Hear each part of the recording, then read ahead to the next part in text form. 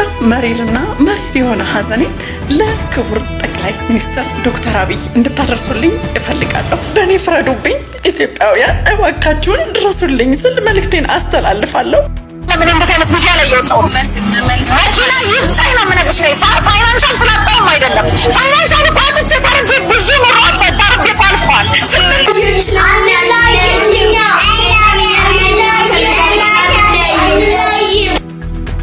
ኢትዮጵያውያን ከጫፍ እስከ ጫፍ ይህም በምስሉ ላይ የምታዩትን ታዳጊ ልጅ የማታውቁት የለም። ከተወሰኑ ወራት በፊት ሚዲያ ላይ በጣም ለሰው ሕሊና የሚከብድ ጉዳዮችን ከእናቱ ጋር ይዘው መጥተው ህዝብን በግራ ሲያጋቡ ከነበሩ ጉዳዮች መካከል የዚህ ታዳጊ ህፃን ጉዳይና የቤተሰቦቹ ጉዳይ የሚረሳ አይደለም። ይሄኛው ህፃንና እንደገና ደግሞ እናትየው ሰርካለም የምትባለው እናት ምን ይዛ እንደመጣች ሁላችሁም የምታውቁት ጉዳይ ነው። ለመስማትም የሚሰቀጥጥ በጣም የሚያወዛግብ ጉዳይ ይዘው መጥተው ነበረ። አሁንም እንግዲህ ከተወሰኑ ወራት በኋላ ተመልሰው መጥተዋል። ልጆቼን ተነጥቄያለሁ፣ የመንግስት ድረስልኝ፣ የኢትዮጵያ ህዝብ ድረስልኝ እያለች ትገኛለች እናታቸው ሰርካለም። እሱን መረጃ ወደ እናንተ ይዤ መጥቻለሁ። እስከ መጨረሻው ድረስ አብራችሁን ሆኑ። እስኪ እጂ እናት ሰርካለም የምትባለው የዚህ የልጆቹ እናት እንደው እስኪ መንፈሷ ምን አይነት ነው፣ ምን አይነት እናት ነበረች የሚለውን እስኪ አንድ ቪዲዮ ላስመልክታችሁ። ለምን እንደዚህ አይነት ሚዲያ ላይ የወጣው መኪና ይፍጫኝ ነው የምነግርሽ። ፋይናንሻል ስላጣውም አይደለም። ፋይናንሻል ቋጥቼ ተርፌ ብዙ ኑሮ ተርፌ አልፏል። 8 ዓመት እኮ ተርፌያለሁ። ያ አይደለም ህይወቴ ተመሰቃቅሏል እኮ ያ አይደለም ይቁም። ይህ ሰውዬ ሲቆም ፋይናንስ ይመጣል። የቤተክርስቲያን አባቶች ለኔ ይጸልያሉ፣ እኔም እጸልያለሁ። የኢትዮጵያ ህዝብ ለልጆች ይጸልያል። በአንዴ ይመጣል ፋይናንሱ። ይቁም የዚህ ሰውዬ ጉዳይ። ከወንጀል የምታውቁት ሰዎች አቁም በሉት በቃ። ተነቅቶብሃል፣ አቁም በሉት በቃ። አቁም በሉት በልጆች እየበላ ነው ይግለሰብ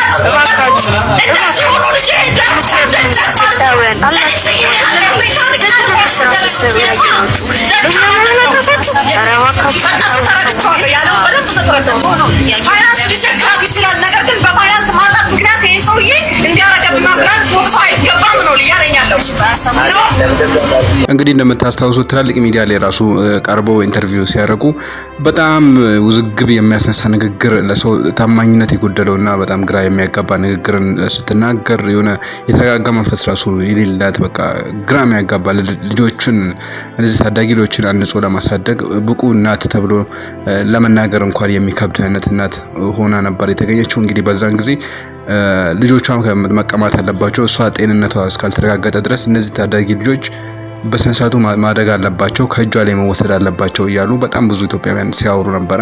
በእርግጥም ልጆቹ በዚህ ስፔሻሊ ደግሞ አንደኛው ሉላ የሚባለው ልጅ በጣም ከባድ ነው። በዚህ በ13 ዓመቱ የሚያነሳቸው ነጥቦች፣ የሚናገረው ጉዳዮች ለትላልቆች ራሱ የማይገባ በጣም ከባድ ኢሹዎች ነበረ ሲያነሳ የነበረው። እንደዛ ውዝግብ ላይ ነበረ። እስኪ በአንድ ወቅት አንድ ላይ ሆኖ እኛ አንለያይም እያሉ የተናገሩት ነገር ነበር። እስኪ ይህን ቪዲዮ ተመልከቱና እንመለስ።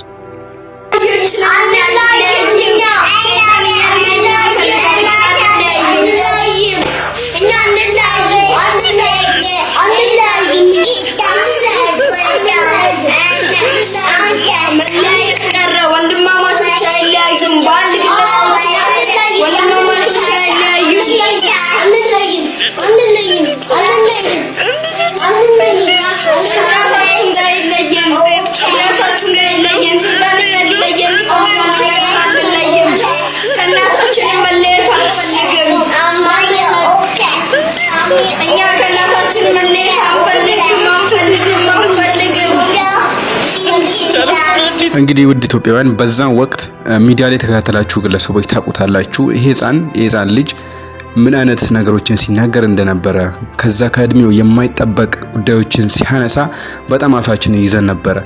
አሁን ደግሞ እንደገና እሱ ነው ካዳት መልሶ ሉል ካድከኝ እያለች ትገኛለች። እሱ ክዷት ነው። ይሄ ታዳጊ ልጅ በጣም የሚካድም ልጅ ነው። እንደዚህ እንኳን የ13 ህፃን ልጅ ይቅርና 20 ቤት ያሉ ራሱ እንደዚህ ነጥቦችን የማያነሱበት ጉዳዮችን ነው ሳይነሳ የነበረው። አሁን ደግሞ መልሶ ራሷን ከርቷታል። እሷ ይደርስ ለጠቅላይ ሚኒስትሩ መላው ኢትዮጵያውያን ስሙኝ እርዱኝ እያለች ትገኛለች። ለጠቅላይ ሚኒስትሩ ያስተላለፈችው መልእክት እስኪ ካንደበቷ እንስማ። ልጆቿንም ተቀምጣለች፣ ካንደበቷ እንስማ እስኪ።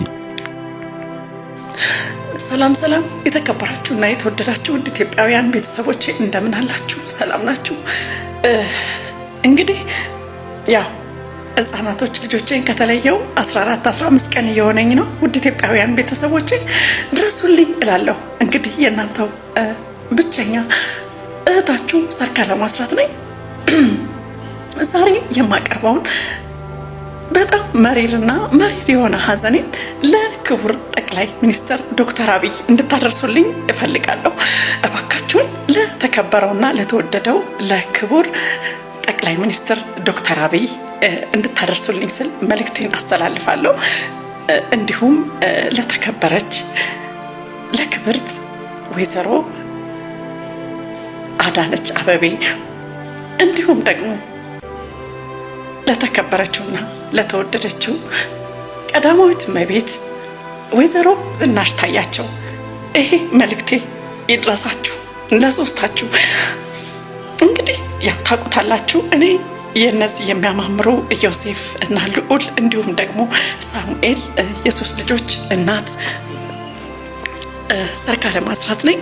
እንግዲህ የተከበሩና የተወደዱ ክቡር ጠቅላይ ሚኒስትር እነዚህን ህፃናቶች ልጆቼን ካጣው 14-15 ቀን እየሆነኝ ነው ማለት ነው።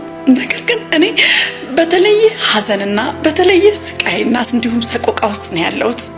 ክቡር ዶክተር ጠቅላይ ሚኒስትር በጣም ይቅርታ አድርግልኝ። የጌታችን የመድኃኒታችን የኢየሱስ ክርስቶስ ባሪያ ስለሆንክ እንዲሁም ደግሞ አገራችን የምንወዳትን ኢትዮጵያን እየመራህ ያለ ብርቅዬና እንቁ የሆንክ የሀገራችን እውነተኛና ትክክለኛ መሪ አንተ ብቻ ነህ። በእውነት እግዚአብሔር አምላክ አሁንም እድሜ ጨምሮ እድሜ ይስጥህ እላለሁ። ለአንተም ለባለቤትህም ለልጆችህም እንዲሁም ለተከበረች ክብርት አሁንም በጣም መወዳት ክብርት ወይዘሮ አዳነች አቤቤ ማለት ነው። ለእናንተ መልእክቴ ይድረስ እያልኩኝ መልእክቴን እጀምራለሁ። እኔ ትንሽ በስቃይና በሀዘን ውስጥ ነው ያለሁት። ህፃናት ልጆቼን በመለየቴ እጅጉን ልቤ ተሰብሯል። እንግዲህ የተሰበረበትን ነገር እንዴት መጠገን እንደምችል አላውቅም። እጅጉን አዝኛለሁ። እጅጉን ውስጤ በሀዘንና በለቅሶ ውስጥ ነው ያለው። ነገር ግን እነዚህ ህፃናቶች የትምህርት ገበታ እንዳያጡ እንደገና እንዲሁም ደግሞ ቤት ውስጥ በሚመገቡት ዙሪያ እናታቸው በቂ የሆነ ለነሱ ምግብም ሆነ ጥሩ አገልግሎት ስላላደረኩላቸው እንግዲህ የተከበርከውና የተወደድከው ክቡር ጠቅላይ ሚኒስትር ልጆቼ ያው በአንተ ዙሪያ ውስጥ እንደሆኑ አውቃለሁ። ነገር ግን ልጆቼን ያያቸው አይመስለኝም። የተከበርከውና የተወደድከው ክቡር ጠቅላይ ሚኒስትር ልጆቼን እንድትጎበኝልኝ፣ ልጆቼን እንድታይልኝ፣ ልጆቼን ተገቢ የሆነ የሚያስፈልጋቸውን እንክብካቤ እንድታደርግላቸው በምወደው በዓለም መድኃኒት በጌታችን በመድኃኒታችን በኢየሱስ ክርስቶስ ስም እጠይቅሃለሁ። ነገር ግን አንድ ቅሬታ ስላለኝ ቅሬታዬ አንተ ጋር እንዲደርስ እፈልጋለሁ። ውድ ኢትዮጵያውያን ሸር እንድታደርጉልኝ ይህን መልእክት መቼም የታወቀ ነው። በጣም ብዙ ስራ ይበዛበታል። የተወደደውና የተከበረው የሀገራችን ኢትዮጵያ ትልቁ እና የመጀመሪያው መሪ ማለት ነው። ስራ ቢበዛበትም ግን እችን መልእክቴን እንድታስተላልፉልኝ ኢትዮጵያውያን አደራ እላለሁ። ቅሬታ አለኝ። ቅሬታዬ ምንድነው? እናት ከልጆቿ መለየት የለባትም። ምንም ቢሆን እኔ ለልጆቼ አስፈልጋቸዋለሁ። እኔ የአእምሮ በሽተኛ አይደለሁም። እኔ የታመምኩበት ትልቁ ሊሰመርበት የሚገባው ነገር አእምሮዬ ሊበላሽበት የቻለው ነገር የወንጀል ኬዝ ነው። ከወንጀልም አልፎ ደግሞ እነዚህ ህፃናቶች ያለ ትምህርት ያለ ምንም አይነት እንክብካቤ ከኔ ከጎስቋላ እናታቸው ጋር ትልቅ የሆነ መከራና ስቃይ እያሳለፉ ስለሆነ ያንን ነገር በቃ በትክክለኛው መንገድ ልጆቼን ማስኬድ አለብኝ በማለት ነው ይሄን ሁሉ ነገር ለሆነ የቻልኩትና ኢትዮጵያውያን ይሄን ነገር ተረድታችሁ ለተከበረውና ለተወደደው በእውነቴን ነው ለህፃናቶች እጅግ በጣም ውስጡ የሚራራው የተወደደው የሀገራችን መሪ ክቡር ዶክተር ጠቅላይ ሚኒስትር ዶክተር አብይ ስለሱ እንዲህ ነው ብዬ መናገር አልችልም። በኔ በከንቷ በቆሻሻዋ አፍ ልጠራው አይገባም። ነገር ግን አንገብጋቢ የሆነ ችግር ውስጥ ስለገባሁኝ ነውና ልጆችና እናት መለያየት የለባቸውም። በዚህ ሰዓት ከልጆቼ ተለይቼ የተሰማኝን ሀዘን እንዲህ ነው ብዬ ማውራት አልችልም። በቃ እጅጉን ከፍቶኛል። በቃ ክቡር ጠቅላይ ሚኒስትር ዶክተር አብይ እባክህን እባክህን እባክህን እንዴትም ብለህ እንዴትም ከልጆቼ ጋር የምገናኝበትን መንገድ እውነት እውነት እውነት እኔ እንጃ አላውቅም፣ ቃላት ያጥረኛል። በቃ ከልጆቼ ጋር የምገናኝበትን መንገድ እንዲፈለግልኝ እፈልጋለሁ። እኔ ልጆቼን አጥቼ መኖር አልችልም። በልጆቼ ብዙ ዋጋ ከፍያለሁ። በልጆቼ በጣም ብዙ ነገሮችን ሆኛለሁ። በልጆቼ ውስጥ ተሰብሯል። በልጆቼ ያለ አባት ማሳደግ ብዙ ስቃዮችን አሳልፌያለሁ። ነገር ግን በዚህ ሰዓት ካጠገቤ ማንም የለም እና የተወደድከውና የተከበርከው ክቡር ጠቅላይ ሚኒስትር ዶክተር አብይ እንዲሁም የተከበርሽውና የተወደድሽው እጅጉን በጣም የምወድሽ የቀዳማዊ እመቤት ወይዘሮ ዝናሽ ታያቸው እንዲሁም ደግሞ እጅግ በጣም የምወድሽ እናቴ ወይዘሮ ክብርት ከንቲባ ወይዘሮ አዳነች አቤቤ ሁላችሁም መልእክቴን ሰምታችሁ እኔን ከልጆቼ እንድታገናኙኝ እና ከልጆቼ አጠገብ እንድታደርጉኝ ስል በጌታችን በመድኃኒታችን በኢየሱስ ክርስቶስ ስም እጠይቃችኋለሁ። ምክንያቱም መሪር ሐዘን አለኝና እናት ነኝና አንድ ነገር በሆን በእውነት በጌታችን በመድኃኒታችን ስም መቼም ውስጣችሁ ያዝናልና ከወዲሁ መልእክቴን የማስተላልፈው በከባድ ሐዘንና በከባድ ስቃይ ውስጥ ነው ያለሁት። እኔ በዚህ ሰዓት በጭንቅና በጭንቅ ውስጥ ነው ያለሁት። ልጆቼ ጋር የምኖርበት ቦታ እንግዲህ እንደምታውቁት ሰሚት ጊዮርጊስ መከላከያ ግቢ ውስጥ ነበርኩኝ።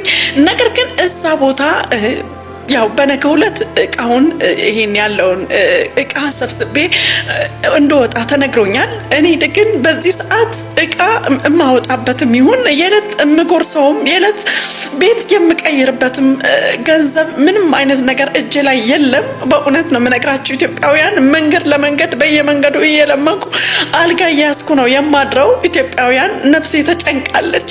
በእውነት ክርስቲያኖች በዙሪያዬ ያላችሁ ጌታችን መድኃኒታችን ኢየሱስ ክርስቶስ የምትወዱ በዙሪያዬ ሆናችሁ እውነት ከዚህ ካለውበት ስቃይ እንደወጣና ከልጆቼ የምገናኝበትን ነገር ልጆቼ መኖር አለባቸው፣ መማር አለባቸው፣ አዲስ ህይወት አዲስ ምዕራፍ መጀመር አለባቸው።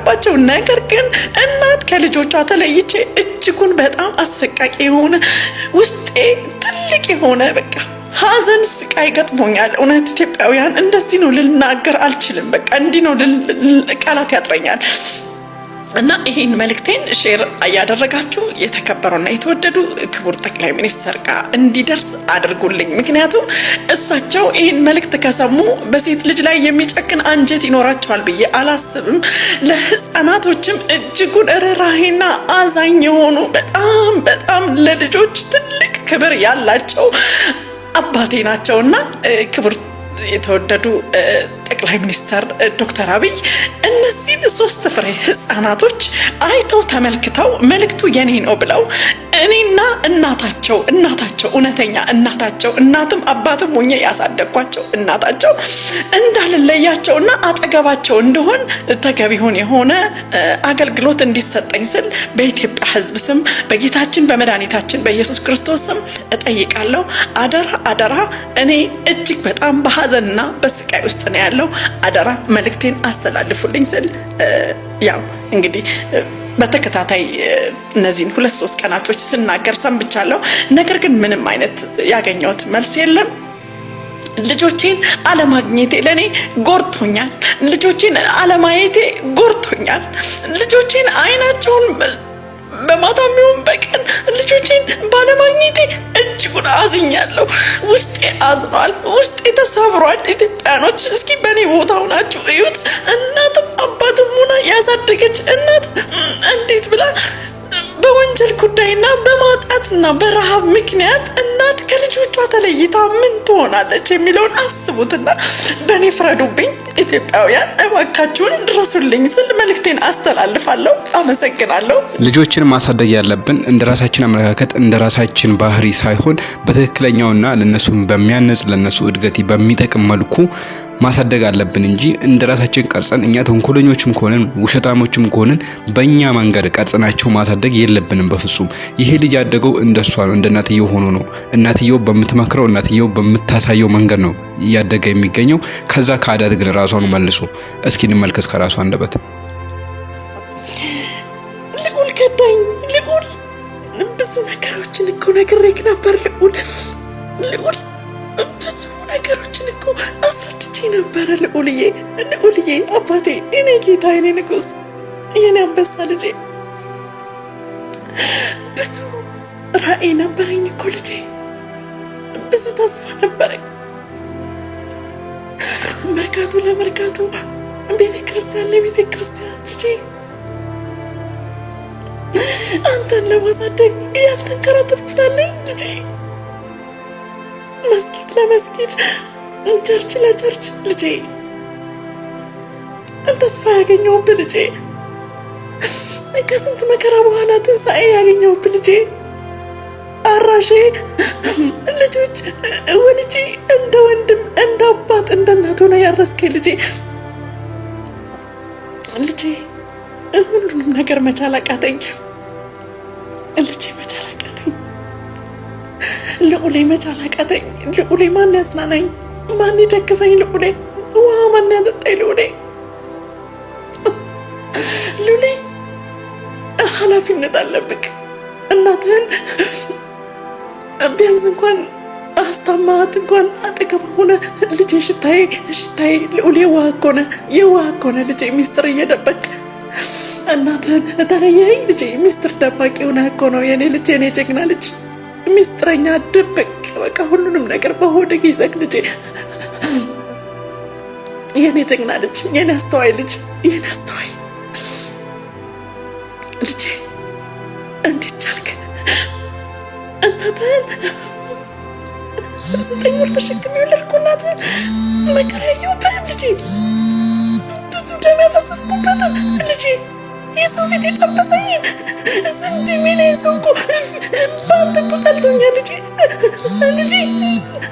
ያንተን ሀቅ አወጣለሁ ብዬ ፍትህ አገኛለሁ ብዬ ልጄ ልጣ ውሸታም እንደሆንኩ ሁላ ውሸት እንደዋሸሁ ሁላ ልጄ እውነቱ ተቀምጦ እውነት ትወጣለች፣ እውነት ትፈርዳለች ያልኩት እኮ እኔ እውነቱ መጨረሻ ላይ ይውጣ ያልኩት እኮ እመን ቢሸሽጉት ሬሳው ይዘልቃል ያልኩት እኮ እኔ በቃ መጨረሻው ይሄ ነው እያልኩ ነው። እውነቱን መናገሬ እኮ ትናንት የተደበቀውን ውሸት አይደለም፣ ትናንት የሆነውን እውነት ነው ወደፊት ያወጣሁት።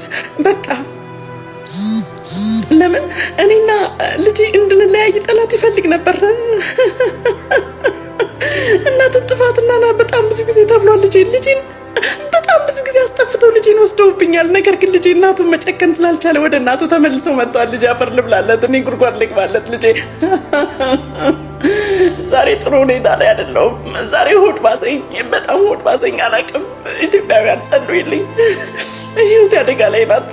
ጸልዩልኝ። ለምን እንደሆነ አላውቅም። ለምን ልጄ ናፈቀኝ። ልዑሌ እኔ ልጆችን ካላገናኛችሁ ጥሩ ነገር አይገጥመኝም። በቃችሁን አጨክኑብኝ። እኔ እንድሞት ፈልጋችሁ ካልሆነ የኔ ህይወት እንዲጠፋ ፖሊሶቹ በቃ አሁን ላይ ብቻዋን ናት ይግደላት አይነት ነገር እንደገና በሴቶችና ህጻናትን በቃ ልጆችን አናሳያትም፣ ድብን ትበል።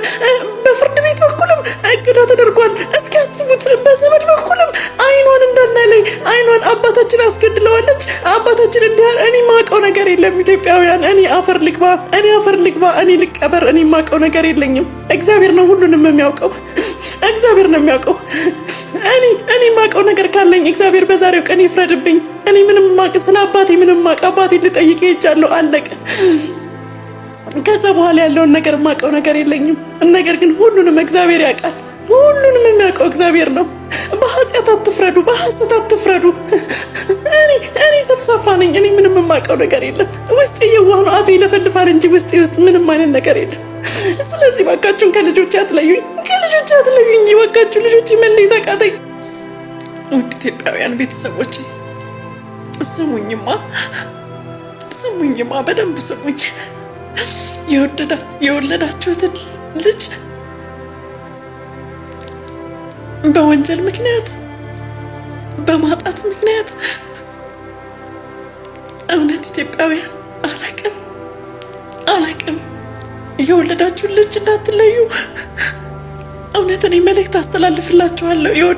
የወለዳችሁትን ልጅ ያለ አባት ያለ እናት ያሳደጋችሁትን ልጅ አትጡ። መራመድ አቃተኝ፣ መቆም አቃተኝ፣ መቀመጥ አቃተኝ።